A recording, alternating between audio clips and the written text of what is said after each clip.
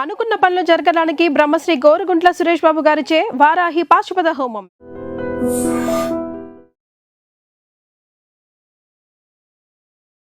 I dream చూస్తున్న ప్రేక్షకులందరికీ నమస్కారం.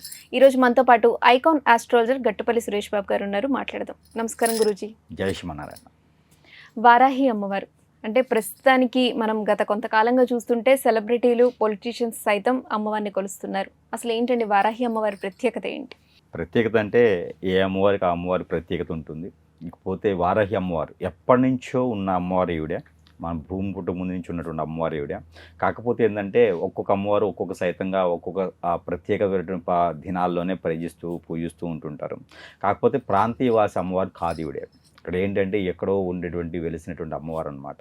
అంటే మనకి ఉత్తరాదిని అయితే బాగా కొలిచేటువంటి అమ్మవారు ఈవిడ వచ్చేసి మూల విరాట్గా వచ్చేసి కాశీలో ఉంటారు. కాశీలో అన్నపూర్ణాదేవి అమ్మవారి ఆలయం ఉంటుంది. ఆ అన్నపూర్ణాదేవి అమ్మవారి ఆలయం దర్శనం చేసుకొని ముందుకు వస్తూ ఉండగా ఇక దక్షిణ వాయువుగా ఉండేటువంటి ద్వారం, సింహద్వారం ఏదైతే ఉందో ఆ వాయు ద్వారాగా ముందుకు వస్తూ ఉంటే రైట్ సైడ్లో చిన్న ఆలయం ఉంటుంది. అక్కడ ప్రాంతానికి పాలించేటువంటి ప్రాంత పాలకురాలుగా కూడా అక్కడ పరిగణనలో తీసుకున్నటువంటి అమ్మవారు వారాహి అమ్మవారు. ఇక్కడ చూసినట్టే మణికంఠ ఘాట్ నుంచి ముందుకు వస్తే లెఫ్ట్ సైడ్లో ఉంటుంది అమ్మవారి ఆలయం. ఈ ఆలయం ఈ రోజుది కాదండి, పురాతనమైనటువంటి దాదాపు దశాబ్దాల కాలంగా, అంటే 300-400 దశాబ్దాల కాలంగా ఉన్నటువంటి ఆలయం అమ్మవారిది కాశీలో. ఇది వచ్చేసి నార్త్ సైడ్ ఎక్కువ మంది కొలిచేటువంటి ఆరాధ్య దైవమే ఈ అమ్మవారు. ఇప్పటికీ కూడా ఎప్పటి నుంచో కొన్ని తరాలుగా వంశానికి వంశం కూడా ఇంటి వారసరంగా అంటే ఇంటి అమ్మవారు అంటారు, ఇష్టదైవం కులదైవం అంటారు. అలాంటి కులదైవంగా ఉండేటువంటి వారికి కొన్ని ప్రాంతాలు అయితే నడిచేటువంటి అమ్మవారే ఈ వారాహి అమ్మవారు. ఇటీవల ఏమవుద్దంటే కనుక కొన్ని ప్రాంతాల్లో సెలబ్రిటీస్ సైతం కావచ్చు, పొలిటీషియన్స్ సైతం కావచ్చు, కొలిసేదానికి కావచ్చు, కొంతకాలంగా మనం బాగా వింటూ ఉన్నాము. ఇప్పుడు ఎట్లయితే మన పవన్ కళ్యాణ్ గారు కూడా అమ్మవారి దీక్ష తీసుకుంటూ ఉంటుంటారు, అమ్మవారి ఉపాసన చేస్తూ ఉంటుంటారు, అమ్మవారి విపాసన చేస్తూ ఉంటుంటారు. అమ్మవారికి సంబంధించినటువంటి దీక్ష తీసుకుంటూ వాటికి సంబంధించినటువంటి పద్ధతుల ప్రకారంగా పాటించేటువంటి సనాతన ధర్మంలో విధంగా వెళ్ళేటువంటి వాళ్ళలో మనం ఎక్కువ కాలంగా చూసినట్టు ఏంటంటే కనుక పవన్ కళ్యాణ్ గారు సైతం కూడా అమ్మవారిని చూసుకోవడం, ఆ పవన్ కళ్యాణ్ సైతంతో అమ్మవారిని చూస్తూ దాని తర్వాత చాలామంది చెప్పినారు ఆ అమ్మవారిని కొలవడం ద్వారా ఏకదాటిగా పదవులు వస్తాయేమో, అమ్మవారిని కొలవడం ద్వారా ఏకదాటిగా ఉన్నటువంటి స్థాయికి. అంటే వారాహి అమ్మవారిని కొలవడం వల్ల కోరిన కోరికలు త్వరగా తీరుతాయని. అంటే ఇక్కడ ఏంటంటే ఒక హీరోగా ఉన్నటువంటి సైతం పాలిటిక్స్లోకి వచ్చేసి ఒక పదవిని చేపర్చినారు. అంటే 13 సంవత్సరాలు 12 సంవత్సరాలుగా పార్టీ పెట్టేసి ఆ స్థాయి పెంచేసి ఒకేసారిగా పదవులు రావడం అనేది అందరిలోనూ ఆశ్చర్యపరిచేటువంటి విషయం. కాబట్టి ఈ అమ్మవారిని కొలవడం ద్వారానే వచ్చినవి కావాలని చెప్పేసి చాలామంది కొలవడం అనేది జరుగుతూ ఉంది. ఇక్కడ ఏమవుద్దంటే అమ్మవారిని కొలవడం అనేది ఆరాధ్యం, అది చేసుకోవచ్చు, కానీ కష్టం కూడా ఉండాలి. తను అమ్మవారిని కొలుస్తూ కష్టపడ్డాడు కాబట్టి తనకు పదవులు వచ్చాయి. మనం ఇంట్లో కూర్చొని పూజించడం ద్వారా అయితే ఏమవ్వదు. గాల్లో దీపం పెట్టి దేవుడు అంటే కాదు, ఏ అమ్మవారికైనా కొలవచ్చు, ఏ స్వామివారికైనా కొలవచ్చు, కానీ ఆ కష్టం కూడా ఉండాలి. ఏకదాటిగానే సీఎం అవ్వాలంటే కాదు, కష్టం కూడా పడితే దానికి తగ్గట్టుగా ఉంటుంది. ప్రజలు కూడా ఇది గమనించుకొని అమ్మవారిని కొలవచ్చు, కానీ ఒకరికి ఏదో అయింది చెప్పి అందరికీ అవుతుందనే కాదు. అయితే మనం ఇప్పుడు చూసుకుంటే వారాహి అమ్మవారి నవరాత్రులు వస్తున్నాయి త్వరలో. అయితే అమ్మవారిని మనం ఏ విధంగా పూజించాలి, పూజా విధానం ఏంటి, మనం పాటించాల్సిన విధి విధానాలు ఏంటి చెప్తారు? ఈ అమ్మవారు క్షేత్ర పాలకురాల్లా ఉంటుంది.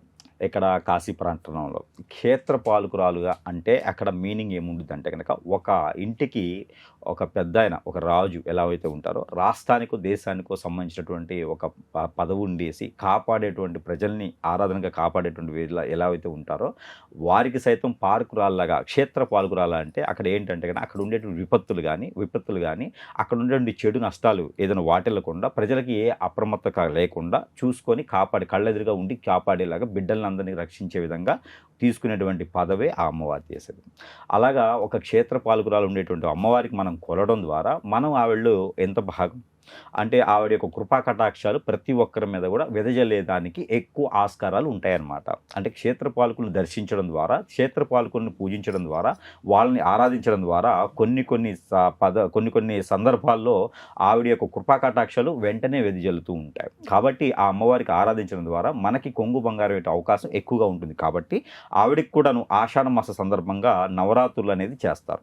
అది కూడా మనకి ఈ సంవత్సరం అయితే కనుక 2026 సంవత్సరం జూలై 15వ తారీఖు నుంచి కూడా అమ్మవారి యొక్క నవరాత్రులు అనేది ఆరంభమవుతాయి. అలానే అంతయ్య నవరాత్రులు వచ్చి 2026 సంవత్సరం జూలై 24వ తారీఖున 9వ రోజున నవరాత్రులు ముగిస్తూ ఉంటాయి. ఈ నవరాత్రుల సందర్భంగా అయితే కదా ప్రతి ఒక్కరు ఆరాధించాలి అనుకునేటువంటి ప్రతి ఒక్కరు కూడా కాషాయం వస్త్రం కానీ, ఎల్లో కలర్ వస్త్రం కానీ, పసుపు కలర్ అంటారు కదా, పసుపు కలర్ వస్త్రం కానీ ధరించుకోవాలి. ప్రతిరోజు ధరించుకోవాలి. వారికి వారి స్వయం పాకం చేసుకుంటే చాలా మంచిది. స్త్రీలు కూడా ఈ యొక్క నవరాత్రులని ఆరంభించుకోవచ్చు, పూజించుకోవచ్చు, చేసుకోవచ్చు. కాకపోతే బ్రాహ్మీ ముహూర్తంలోనే తలస్నానం చేసుకోవాలి వీరందరూ కూడా. ఆ బ్రాహ్మీ ముహూర్తం చేసిన తర్వాత ఆముదం ఒకటి, ఓన్లీ ఆముదం వాడాలి. ఆముదంని తలపైన 2 drops అయినా రాసుకోవాలి. అమ్మవారికి ఆముదం కానీ ఏమి రాసుకోకపోతే కనుక ఖచ్చితంగా నెగిటివిటీ ఉంటుంది. అమ్మవారికి సంబంధించిన షాడోస్ ఉంటాయి అన్నమాట. అవి ఏం చేస్తాయంటే నెగిటివిటీ. ఎందుకంటే పూజ చేసే ముందు వేసుకోవాలంటున్నారా? తలస్నానం చేసిన వెంటనే రాసుకోవాలి. ఎందుకంటే కనుక ఇక్కడే నియమం అనేది మొదలవుద్ది అనమాట. ఎందుకంటే ఆ తలస్నానం చేసిన తర్వాత ఆయిల్ ఎందుకు రాసుకోవాలంటే అమ్మవారు క్షేత్ర పాలకురాలు అనగానే అక్కడ ఉండేటువంటి నెగిటివిటీ చెడులన్నీ కూడా ఆవిడ వశం అయిపోతూ ఉంటాయి. కాబట్టి మనలో ఏదో ఒక రకమైనటువంటి ఆయిల్ కానీ లేకపోతే కనుక అలాంటి శని అంటారన్నమాట, దారిద్రం అంటారు. అలాంటి దారిద్రం అనేది మనకి చుట్టుకొని యాక్సిడెంట్ అవ్వడం కానివ్వండి, ఏదో ఒక అపకీర్తి అవ్వడం కానివ్వండి, నష్టపోవడం కానివ్వండి జరుగుతూ ఉంటాయి.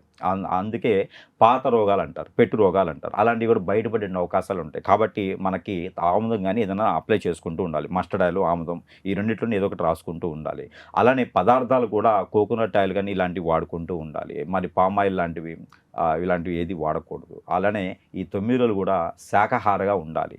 దీక్ష సమయంలో ఎల్లో కలర్ వస్త్రంని నేలపై పరుచుకొని దానిపైన కూర్చొని అమ్మవారిని ఆరాధించుకోవాలి.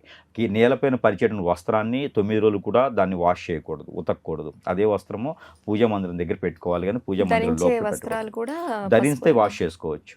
ధరించే వస్త్రాలు కూడా పసుపు రంగులో ఉండాలి, ఆరెంజ్ కలర్లో ఉండాలి. అలానే కాషాయం కలర్లో ఉన్నటువంటి వస్త్రాలు ధరించుకోవచ్చు. కాదే చెప్పులు లాంటివి ఏం ధరించకూడదు.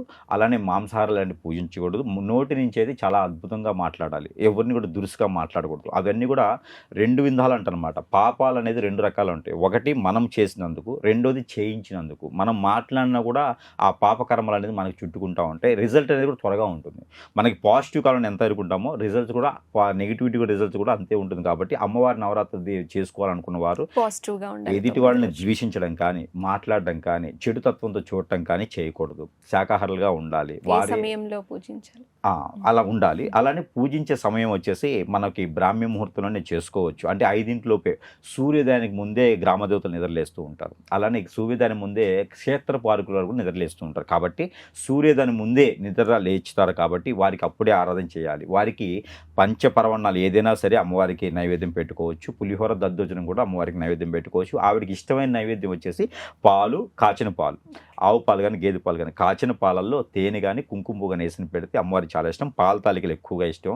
అలానే నేరేడు పళ్ళు అమ్మవారికి చాలా ఇష్టం. రేగి పళ్ళు అమ్మవారికి చాలా ఇష్టం.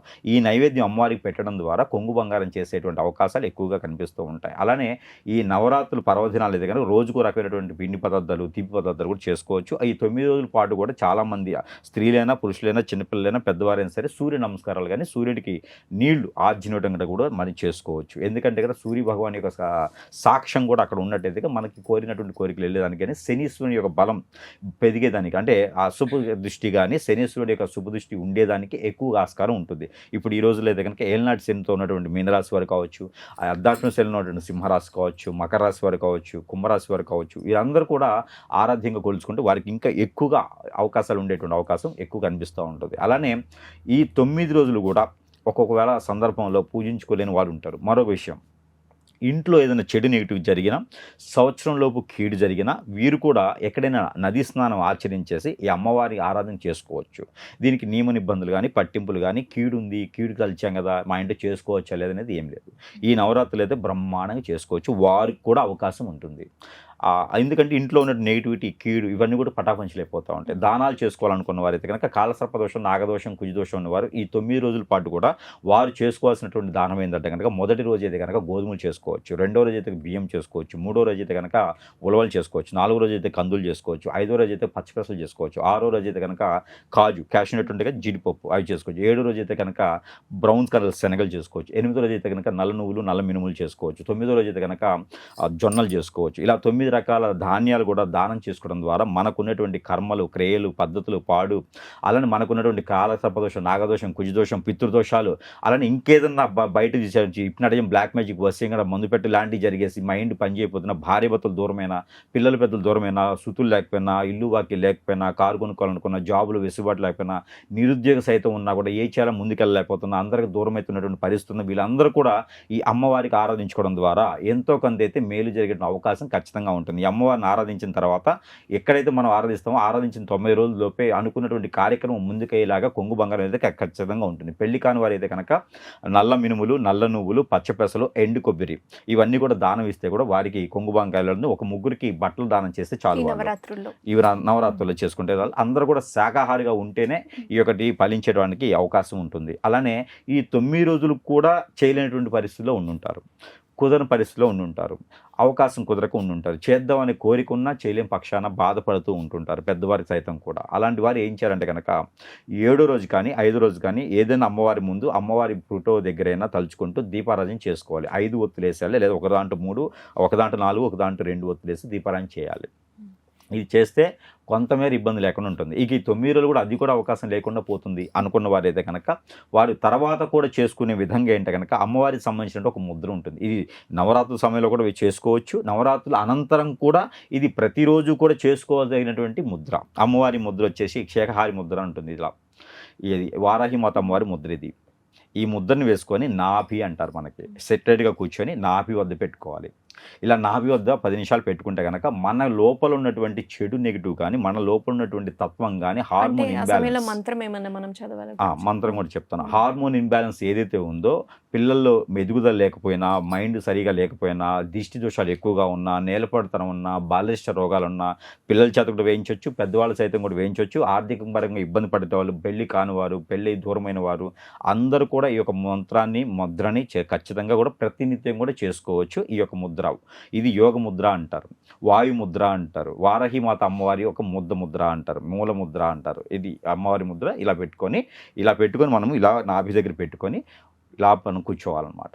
ఇలా కూర్చోవడం ద్వారా మనకి తెలియనటువంటి వైబ్రేషన్, ఒక హారా కూడా మన చుట్టూతో ఉంటుంది. మనల్ని ఎవరైనా చెడు తత్వంతో చూడాలనుకున్నా కూడా దగ్గరికి రాకుండా ఉంటారన్నమాట. ఈ మంత్రం, ఈ యొక్క ముద్ర తర్వాత ఈ ముద్ర పెట్టుకొని రాగి గ్లాస్ కానీ గ్లాస్లో కానీ వాటర్ పోసుకోవాలి. వాటర్ని పక్కన పెట్టుకొని ఈ ముద్రని 10 నిమిషాల పాటు వేసుకుంటూ ఓంకార నాదం అయిపోయిన తర్వాత నమో నమః వారాహి మాతాయన నమో నమః, నమో నమః వారాహి మాతాయన నమో నమః అనే ఒక బీజ మంత్రాన్ని 716 సార్లు, లేకపోతే 119 సార్లు, లేకపోతే 916 సార్లు చదువుకోవాలి. ఇది చదువుకోవాలి. మాలలు చేసేవారు ఉంటారు. ఈ మాలలు చేసేవారి కనుక 9 లేదా 11 మాలలు చేయాలి. మాలలు చేసేవారికి లెక్క అవసరం లేదు. అందుకని 9 మాలలన్నా 11 మాలలన్నా చేయాలి. అమ్మవారికి సంబంధించి పగడాల మాల చేయొచ్చు, పచ్చల మాల చేయొచ్చు. అన్నికన్నా శ్రేష్టం ఏంటంటే స్ఫటిక మాల. ఈ స్ఫటిక మాలతో చేసుకున్నటువంటి అమ్మవారికి ఆ మాలని కంఠధారణ, మణికంఠధారణ, అలానే హ్యాంగింగ్ చేసుకోవచ్చు, అమ్మవారి దగ్గర పెట్టుకోవచ్చు. దీని ద్వారా అన్ని రకాలుగా కలిసి వస్తుంది. కాబట్టి ఈ అమ్మవారికి ఆరాధించే పద్ధతి, పూజ విధానం అన్నీ కూడా శ్రేష్టమైనటువంటి విధానంగా ఉంటాయి. అమ్మవారికి దీపారాధన చేయడానికి ఆవు నెయ్యి కానీ, కోకోనట్ ఆయిల్ కానీ ఉపయోగించుకోవాలి. అమ్మవారికి ప్రతినిత్యం కూడా ఫోటోలు కడగాలి, అలా శుభ్రం చేసుకోవాలని ఏం అవసరం లేదు. 9 రోజుల పాటు కడిగే అవసరం లేదు, శుద్ధి చేసుకో అవసరం లేదు. ప్రతినిత్యం కూడా కుంకుమ పెట్టుకొని, గంధం పెట్టుకొని పూజ చేసుకునే విధానం చేసుకోవచ్చు. ఎర్రని పూలు వాడితే చాలా మంచిది, శత్రు భయం పోతుంది. అలానే ఎల్లో కలర్ వాడితే విద్యాబలం ఎక్కువగా ఉంటుంది పిల్లల్లోనూ, అలానే ఆదాయం, సంపద కూడా కలుగుతూ ఉంది. అలానే ఆరెంజ్ కలర్ కానీ, గ్రీన్ కలర్ కానీ, వైట్ కలర్ కానీ పువ్వులు వాడారనుకోండి, సంపద పెరుగుతూ ఉంటుంది, ఇంట్లో ఐక్యమత్యత తోడవుతూ ఉంటుంది. ఇక ఆ వారాహి మాత సంబంధించినటువంటి ఒక అమ్మవారు అయినప్పటికీ కూడా ఎన్నో రకాలైనటువంటి కొంగు బంగారం చేసేలాగా ఆవిడ యొక్క కృపా కటాక్షం మన అందరి మీద ఉండాలని మనస్ఫూర్తిగా అయితే కోరుకుందాం. అయితే గురూజీ, వారాహి అమ్మవారి నవరాత్రులు కొందరు రాత్రి చేయొచ్చు అని కూడా చెప్తున్నారు. అయితే ఎప్పుడు చేయడం మంచిదంటారు?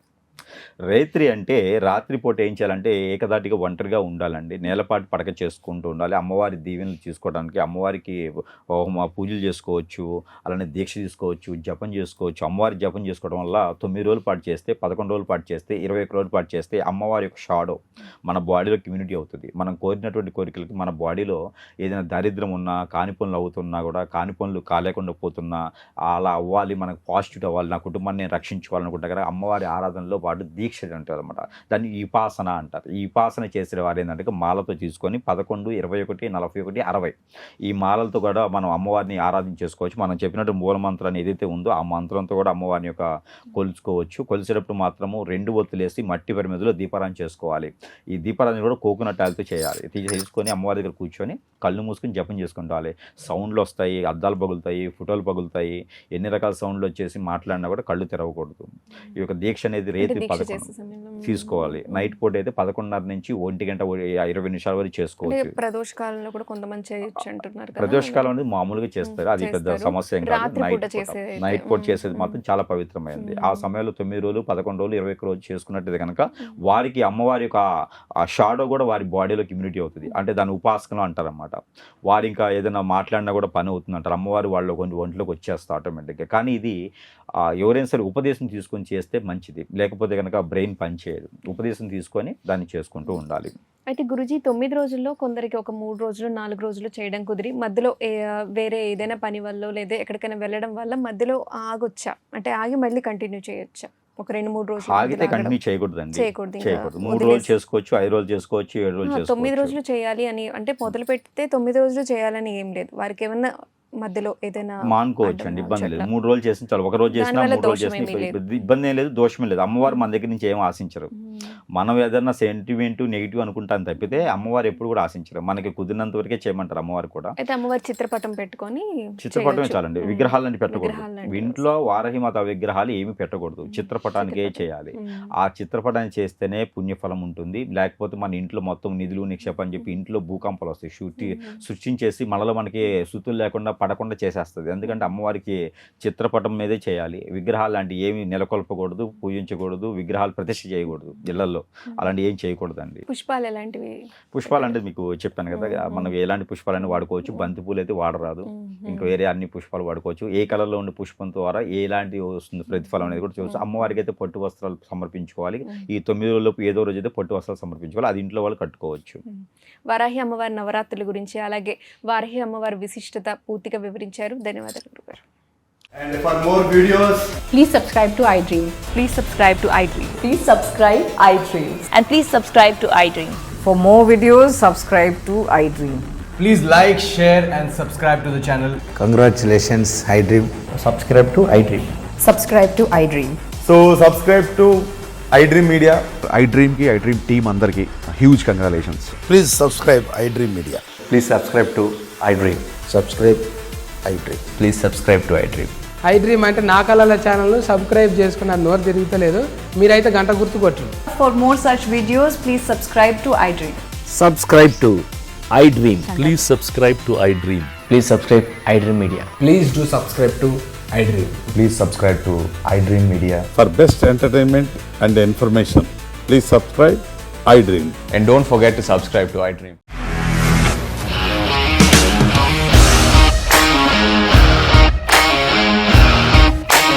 ఇండస్ట్రీలో కమిట్మెంట్ ఇష్యూస్ వస్తే నీకు కూడా వచ్చినట్టు మార్నింగ్ తీసుకెళ్ళాలంటే కొట్టి పడేస్తారు.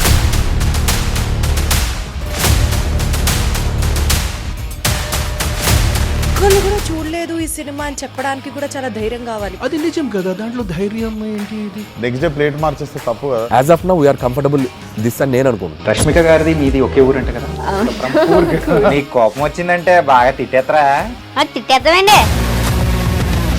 నిజంగా గేమ్ ని ఎలా చేంజ్ చేయగలిగారు? APSFC వాళ్ళకి 6 నెలల్లో నేను 6 లక్షలు కట్టా. బిజినెస్ చేయాలనుకుంటే it is as difficult as riding a tiger.